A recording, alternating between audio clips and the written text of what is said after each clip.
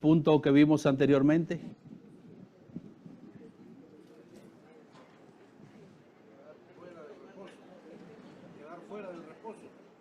El peligro de no alcanzar el reposo. Y es interesante porque fíjense las palabras que estoy utilizando. No estoy diciendo el peligro de perder el reposo, no estoy hablando de eso. Eso nunca aparece en la Biblia. Nunca usted va a encontrar una advertencia como esa, de perder la salvación, perder el reposo. Después que usted tiene eso, eso no se pierde. No. No fue que ellos entraron al reposo y después lo sacaron. No, es que no entraron al reposo. El peligro es de no alcanzar el reposo. Ese es el peligro.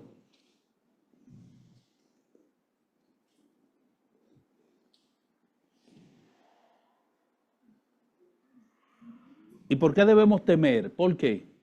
¿Quién recuerda? ¿Por qué debemos temer? Di 3 razones. ¿Por qué debemos temer? Di 3 razones. ¿Por qué? La hermana está contando. ¿Por qué, mi hermana? Ella viene contando de allá. Digo, yo no sé si es eso, o estaba contando un dinero que alguien le debía, o era del reposo que ella venía contando. ¿Por qué? ¿Por qué debemos temer? ¿Por qué? Yo di 3 razones. ¿Por qué? Sí, ¿cómo es? Oh, porque la promesa del reposo está vigente todavía, está disponible, está ahí. Por eso debemos temer, temamos pues, porque la promesa está vigente, está disponible. ¿Qué más? ¿Qué más?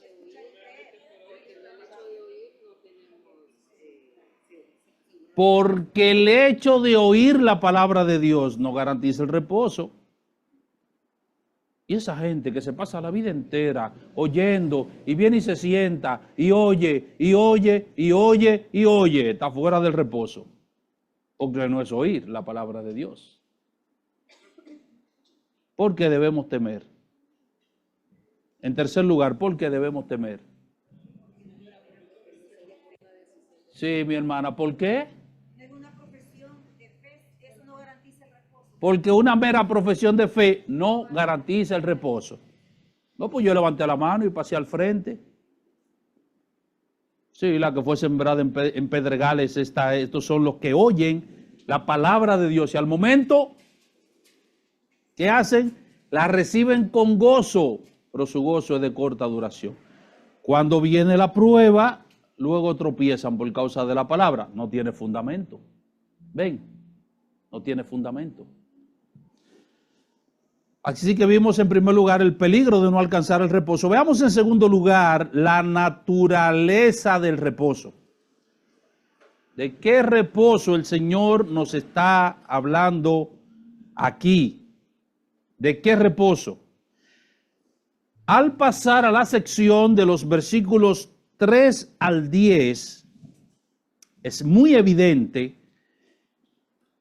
que el autor no nos está hablando aquí del reposo dado por Josué a los israelitas. Es evidente que él no nos está hablando de eso. Eso no es lo que él tiene en mente. Es evidente que él tiene en mente otro reposo. Que él tiene en mente un reposo aún mejor. Y creo que esto es sumamente importante, porque a la hora de hablar del reposo, una de las cosas que nosotros pensamos muchas veces es en ese reposo. Y la gente vive mirando hacia allá, y vive mirando hacia allá, y vive mirando hacia allá. Él no está hablando de un reposo terrenal. Eso es evidente en esta sección de los versículos 3 al 10. Él no está hablando de eso. De hecho, en el versículo 8, él lo va a decir, porque si Josué les hubiera dado el reposo, no hablaría después de otro día. Está claro eso. Él no está hablando de eso, de ese reposo terrenal. Y hay mucha gente que todavía en el presente está mirando hacia allá y pensando hacia allá y pensando en ese reposo. Y esa era la tentación que tenían estos judíos, a quienes les escribe el autor. Él no se está refiriendo al día de reposo tampoco, al día del Señor, tampoco se está refiriendo a ese reposo. Tampoco se está refiriendo a eso. Y hay gente que ve el día del Señor como que es el reposo. Sí, es el día del Señor, es el día en el que el pueblo se reúne, su pueblo se reúne y lo adora. En el antiguo pacto el Sabbat, en el nuevo pacto el primer día de la semana, el día del Señor, por causa de la resurrección del Señor. Por eso la iglesia se reúne el domingo, no se reúne otro día. Pero ese no es el reposo, es una anticipación del reposo, pero no es el reposo.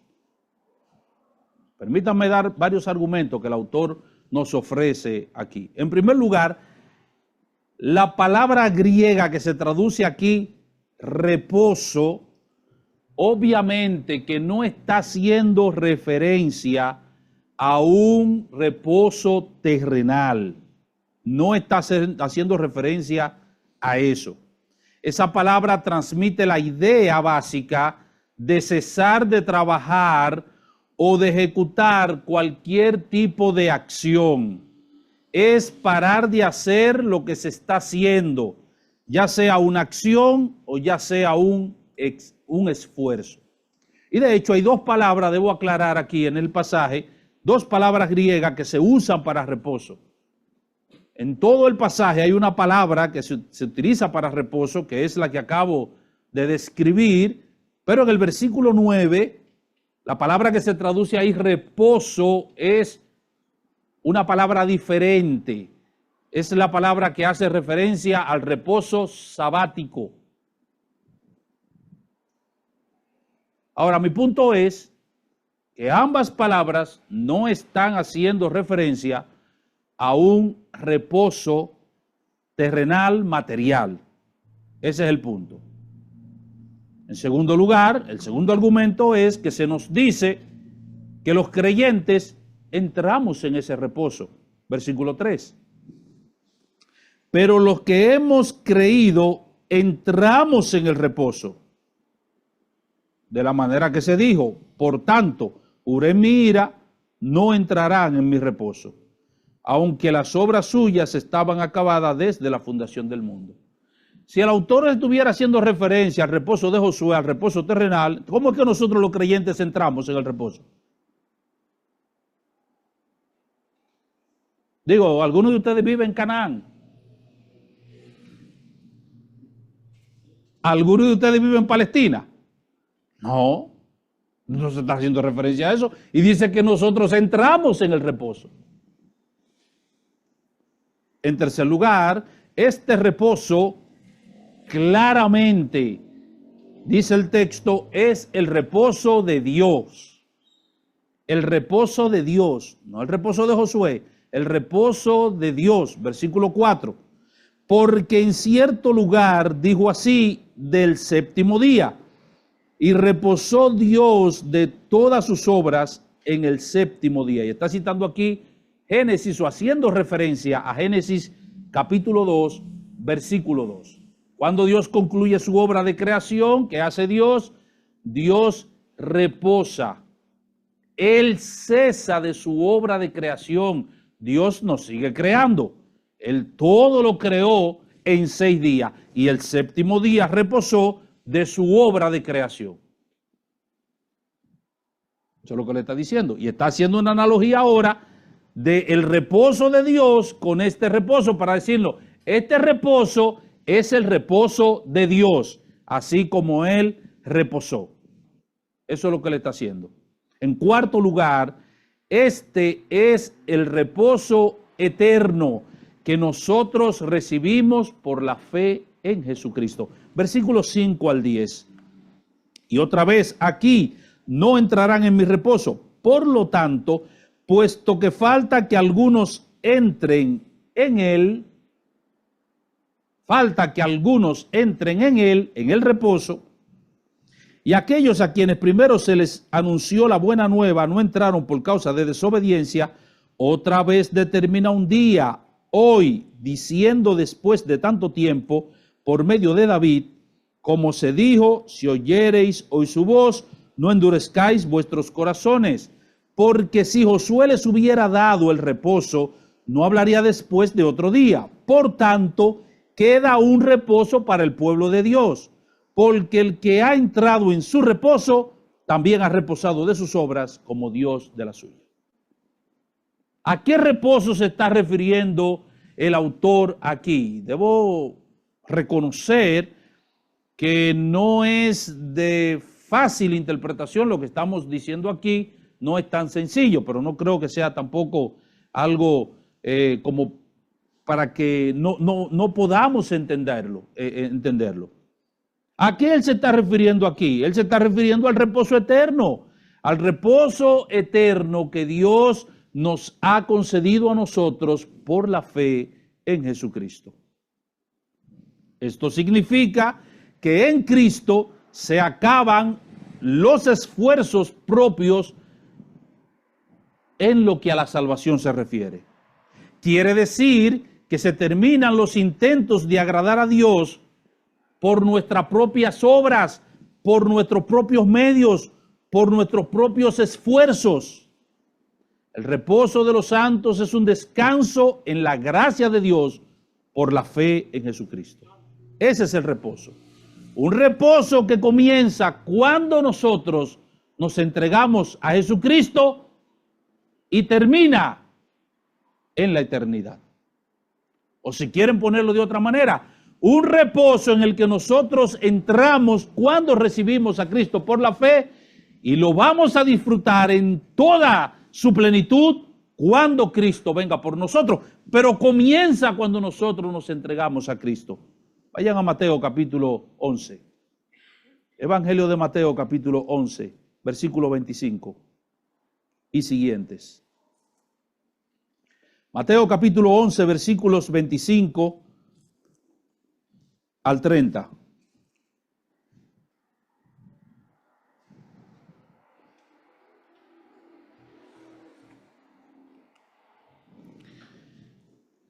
Mateo 11, 25. En aquel tiempo respondiendo Jesús dijo: Te alabo, Padre, Señor del cielo y de la tierra, porque escondiste estas cosas de los sabios y de los entendidos y las revelaste a los niños. Sí, Padre, porque así te agradó. Todas las cosas me fueron entregadas por mi Padre, y nadie conoce al Hijo sino el Padre, ni al Padre conoce a alguno sino el Hijo, y aquel a quien el Hijo lo quiera revelar. Venid a mí todos los que estáis trabajados y cargados, y yo os haré descansar. Llevad mi yugo sobre vosotros, y aprended de mí, que soy manso y humilde de corazón, y hallaréis descanso para vuestras almas, porque mi yugo es fácil y ligera es mi carga. Noten la progresión de pensamiento de nuestro Señor Jesucristo en este pasaje. Primero él dice que a Dios le agradó, a Dios el Padre, le agradó esconder la salvación de la sabiduría humana para darla a conocer únicamente por medio de la fe. Te alabo, Padre, Señor del cielo y de la tierra, porque escondiste estas cosas de los sabios y de los entendidos y las revelaste a los niños. ¿Qué es lo que el Señor está diciendo? La salvación no se obtiene por la inteligencia del ser humano. No es por la sabiduría del ser humano. No, eso es lo que dice el gnosticismo y todas esas religiones que se derivan de eso. De hecho, la palabra gnosticismo viene de la palabra griega gnosis, que significa precisamente conocimiento o mente. Y el gnosticismo lo que dice es que la persona alcanza la salvación por medio del conocimiento. Así que hay una serie de cosas que usted tiene que saber, hay una serie de cosas que usted tiene que conocer, hay ciertos niveles de conocimiento, y mientras más conocimiento usted tiene, está en un nivel más alto, en un escalón más alto y más cerca, qué sé yo, de la deidad o de la salvación, o yo no sé de qué. Eso no funciona de esa manera. No es por eso. Escondiste estas cosas de los sabios y de los entendidos, de la sabiduría humana. No es que el sabio no puede ser salvo. No es que el inteligente no puede ser salvo, yo no estoy diciendo eso. Lo que estoy diciendo es que la salvación no se obtiene por medio de la sabiduría humana. Eso es lo que estoy diciendo. Por eso es que Dios ha enloquecido la sabiduría de los hombres. Porque no es así. Y cuando dice, las revelaste a los niños, los bebés, esos son los salvos, los bebés son los salvos. No, a aquellos que son como niños. ¿Y cómo son los niños? Creyentes, eso es lo que son los niños. Creyentes, que creen. El niño te lo coloca en un sitio, qué sé yo, y le dice, tírate, ven, que yo te voy a sostener. Y él se tira, porque él confía en usted. Por eso él dijo que el que no se hace como un niño no puede entrar en el reino de Dios. No puede ser salvo el que no se vuelve como un niño.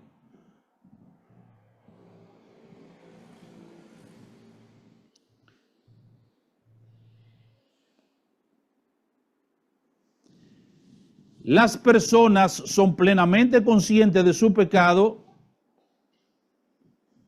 y son plenamente conscientes de su imposibilidad de resolverlo por sus propios medios únicamente cuando se ven en el espejo de la majestad de Dios, quien les es revelado por Cristo. ¿Ven la secuencia? El Padre ha escondido la salvación de la sabiduría humana para revelarla o darla a conocer únicamente por la fe. Ahora, nosotros no somos conscientes de nuestro pecado y estado de perdición hasta que nosotros nos vemos, nos contemplamos a la luz de la santidad, de la majestad, de la gloria de Dios. Cuando nos contemplamos a la luz de la majestad, de la gloria, de la santidad de Dios, entonces nosotros podemos contemplar nuestro propio pecado. Pero eso solamente ocurre cuando Jesús nos revela al Padre. Todas las cosas me fueron entregadas por mi Padre, y nadie conoce al Hijo sino el Padre, ni al Padre conoce a alguno sino el Hijo y aquel a quien el Hijo lo quiera revelar. Nadie se conoce a sí mismo. Realmente, si primero no conoce a Dios. Tiene que conocer a Dios para poderse conocer a sí mismo. Isaías era un pecador, ¿cierto? ¿Y cuándo él se dio cuenta de eso? ¿Cuándo él se dio cuenta de eso? ¿Cuándo Isaías se dio cuenta que era un pecador? ¿Cuándo? ¿Cuándo?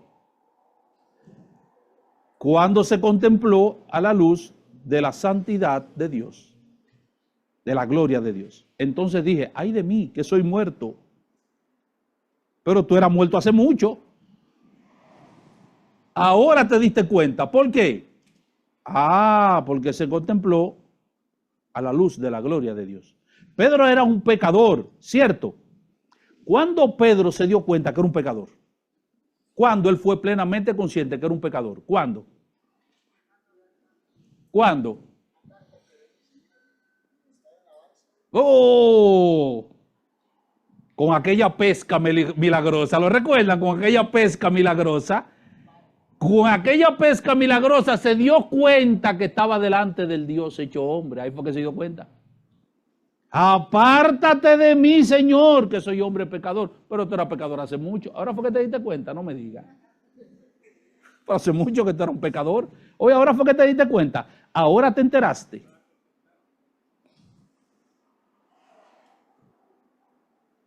Por eso un autor dijo lo siguiente, y cito, es cosa evidente que el hombre nunca jamás llega al conocimiento de sí mismo si primero no contempla el rostro de Dios y después de haberlo contemplado, entonces desciende a considerarse a sí mismo. Porque estando arraigados en nosotros el orgullo y la soberbia, siempre nos tenemos por santos, perfectos, sabios y justos, a no ser que con manifiestas pruebas seamos convencidos de nuestra injusticia, fealdad, locura y suciedad. Pero no nos convencemos de esto. Si solamente nos contemplamos a nosotros mismos sin contemplar a Dios, el cual es la sola regla con la que se debe ordenar y regular este juicio. ¿Y por qué sucede esto? Sigue diciendo el autor. Porque alrededor de nosotros no hay cosa que no esté manchada con grande suciedad, que lo que no está tan sucio nos parece limpísimo. De la misma manera que el ojo que no tiene delante de sí más color que el negro, tiene por blanquísimo aquello que es medio blanco, un gris. Fin de la cita. ¿Qué es lo que pasa con nosotros? Que cuando nos contemplamos a la luz de los demás seres humanos, siempre vamos a encontrar gente que son peores que nosotros. Y al ver gente que son peores que nosotros, ¿qué vamos a decir? Que somos buenos. Por eso tenemos que contemplarnos ¿con quién? ¿A la luz de quién? A la luz de Dios, a la luz de Cristo, a la luz de su gloria, de su majestad y su santidad. Porque cuando nos comparemos con Él, entonces es que vamos a ver nuestro propio pecado. Y cuando Jesús nos revela al Padre, entonces y solo entonces es que nosotros podemos contemplar, sentir el peso de nuestro pecado. Eso es lo que está diciendo el pasaje.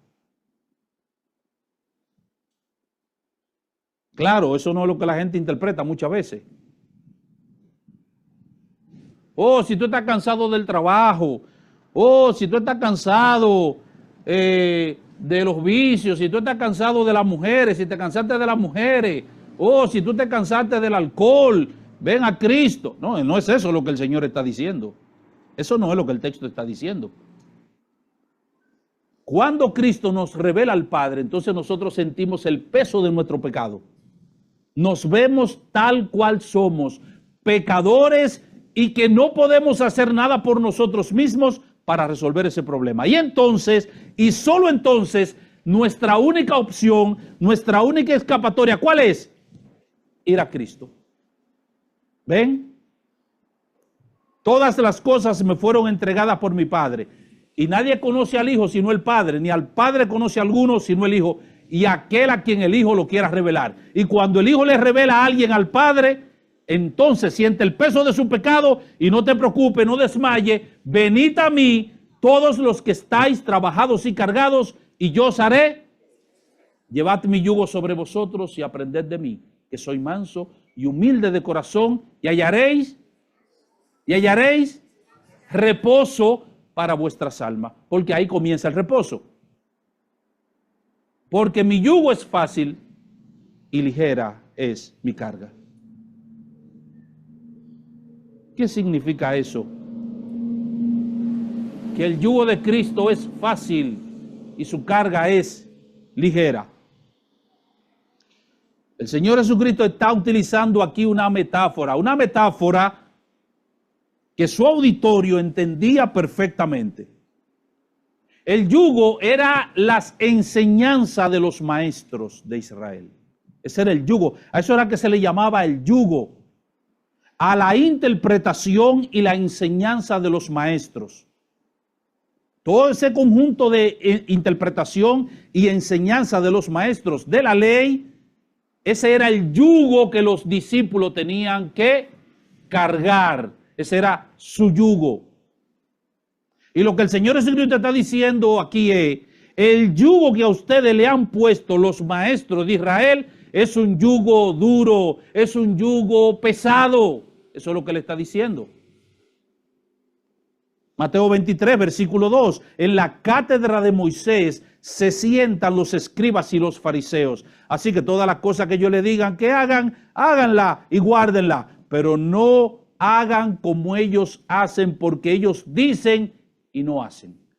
Antes, ¿qué hacen ellos? ¿Qué hacen? Atan cargas pesadas y difíciles de llevar. Atan cargas pesadas y la ponen sobre los hombros de los hombres. Pero ellos ni con un dedo quieren moverla. ¿A qué se estaba refiriendo Cristo? Saco de yuca que ellos cargaban y llévame ese saco de yuca allí. No, es las enseñanzas, es a eso, ese conjunto de enseñanzas. Eso era una carga. Los judíos habían enseñado y siguen enseñando todavía que es por la obediencia a la ley de Moisés que la gente puede ser salvo. Y a todas esas enseñanzas que ellos se han inventado, lo que Cristo le llamó la tradición de los hombres, o lo que se conoce como la Misná. Todas esas enseñanzas que eran difíciles de llevar. ¿Y por qué difíciles de llevar? Sumamente difíciles de llevar. ¿Por qué? Porque Dios nunca pretendió que el hombre se justificara o que el hombre fuera salvo por su obediencia a la ley. La ley no fue dada para eso. La ley no fue dada para eso. La ley fue dada para que nosotros pudiéramos conocer el pecado, para que nosotros pudiéramos ver nuestra impotencia,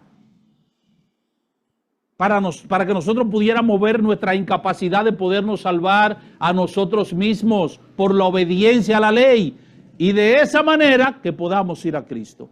Por eso Pablo dice en Gálatas que la ley ha sido nuestro ayo, no nuestro año, no nuestro ayo para llevarnos a Cristo.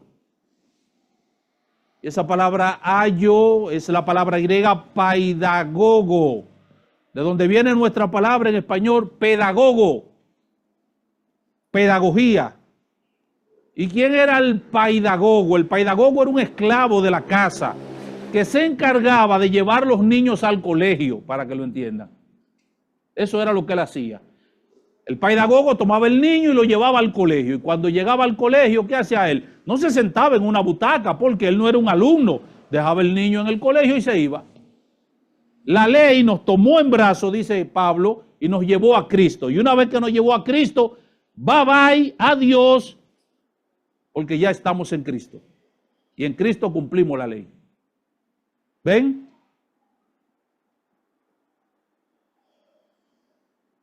Eso es lo que dice la Biblia. Eso es lo que enseña la palabra de Dios.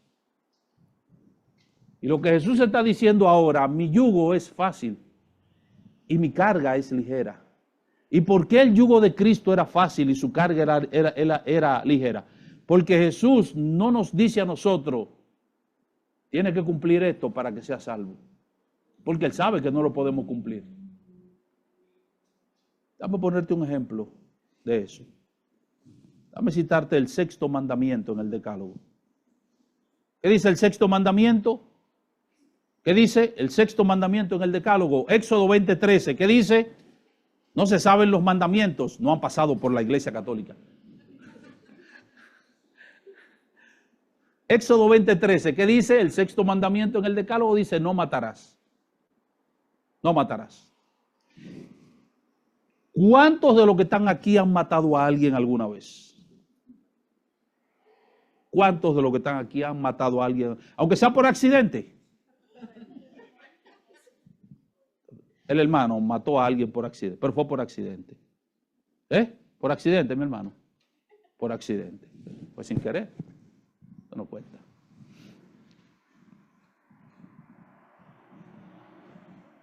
Eso es según la interpretación farisaica. Según la interpretación de Cristo, todos somos asesinos. Oíste que fue dicho a los antiguos, él da la interpretación de ese mandamiento. Mateo 5:21. Oísteis que fue dicho a los antiguos, no matarás, y cualquiera que matare será culpable de juicio. Pero yo os digo que cualquiera que se enoje contra su hermano es culpable de juicio. ¿Cuántos se han enojado contra alguien con un enojo pecaminoso? ¿Cuántos? ¿Cuántos? Hay cuántos asesinos hay aquí. Ya lo mató, dice Cristo. Ya lo mataste. Y cualquiera que diga necio a su hermano será culpable ante el concilio. Y cualquiera que le diga fatuo quedará expuesto al infierno de fuego. No, pastor, yo nunca le he dicho fatuo a nadie. Yo ni siquiera sé qué palabra es esa. No, lo que el Señor te está diciendo es, cualquiera que en un arrebato de ira pronuncie palabras peyorativas, denigrantes e hirientes contra cualquier persona, dice Cristo, ya lo mató, es un asesino, violó el sexto mandamiento. ¿Ven por qué no podíamos justificarnos por la ley? ¿Ven por qué no? ¿Por qué Pablo dice, por las obras de la ley, ningún ser humano será justificado? ¿Lo ven? Y por eso es que Cristo ahora te lo pone fácil y te dice, mi yugo es fácil y ligera es mi carga, porque lo único que yo te pido es que vengas a mí y confíes en mí para salvación. Eso es lo que Él te dice. Sí, pastor, pero usted dijo ahorita que tenemos que obedecer la palabra del Señor. Sí, tenemos que obedecer la palabra del Señor, pero Juan dice que sus mandamientos no son gravosos. Sus mandamientos no son gravosos. Más bien el creyente se deleita en obedecer la palabra de Dios. ¿Y saben por qué se deleita en obedecer la palabra de Dios? Porque él sabe que eso es para su bien. Yo no estoy diciendo que no hay resistencia por la naturaleza pecaminosa que hay en nosotros. Sí, pero el creyente se deleita en obedecer la palabra de Dios, porque él sabe que eso es para su bien. 3 aplicaciones rápidamente. Y estoy en el versículo 11 de Hebreos, y ya el tiempo se me fue. Hebreos capítulo 11. Capítulo 4, estoy en el versículo 11, 3 aplicaciones rápidamente. Él dice, procuremos pues entrar en aquel reposo para que ninguno caiga en semejante ejemplo de desobediencia. ¿Qué dice él? Hagamos, por lo tanto, dice él, un esfuerzo consciente y consistente por entrar en el reposo. Esforcémonos por entrar en el reposo. Eso es lo primero. Segundo, cuídate, dice él, de caer en la desobediencia en la que ellos cayeron. Para que nadie caiga en semejante, dice él, para que nadie caiga, ninguno caiga en semejante ejemplo de desobediencia. Y entender, mis amados hermanos, que todo esto es por la gracia de Dios, no por el esfuerzo personal, por la gracia de Dios. Porque el reposo es el reposo de Dios. Porque es Dios quien produce esto en nosotros. Sí, nosotros tenemos que hacer un esfuerzo consciente. Sí, nosotros tenemos que cuidarnos de caer en semejante desobediencia. Pero todo esto no por nuestra propia fuerza, sino por la gracia de Dios que nos ha capacitado con su Espíritu Santo. Amados hermanos de la iglesia, el reposo que nosotros esperamos, el reposo que nosotros anhelamos, no es un reposo terrenal. Eso no es lo que esperamos. No es eso lo que esperamos. Es el reposo celestial. Es la eternidad con Cristo. Es el paraíso que Él nos ha prometido. Ese es el reposo que nosotros esperamos. No pongamos nosotros la vista en cosas terrenales. No. Ese no es el reposo que anhelamos. Es el reposo que Él traerá cuando Él venga. Y el que no entre en ese reposo aquí ahora, no disfrutará de ese reposo en la eternidad. Señor le bendiga.